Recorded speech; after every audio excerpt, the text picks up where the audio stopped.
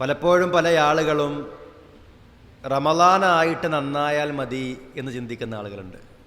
റമളാനിലേക്ക് നമ്മൾ പ്രവേശിക്കുന്നതിന് മുമ്പ് തന്നെ എല്ലാ അർത്ഥത്തിലും അതിനുവേണ്ടി ഒരുങ്ങുവാൻ, പാപക്കറകളെ കഴുകിക്കളയുന്ന പ്രവർത്തനങ്ങളിൽ ഏർപ്പെടുവാൻ, അങ്ങനെ ഒരു പരിശുദ്ധമായ മനസ്സുമായി വളരെ പരിശുദ്ധിയോടുകൂടി റമളാനിനെ സ്വീകരിക്കുവാൻ നമുക്ക് സാധിക്കേണ്ടതുണ്ട്. നമ്മുടെ വീടും പരിസരവും മാത്രം വൃത്തിയാക്കിയാൽ പോരാ. വൃത്തിയുള്ള വസ്ത്രം ധരിച്ച് നടന്നതുകൊണ്ട് മാത്രം കാര്യമായിട്ടില്ല.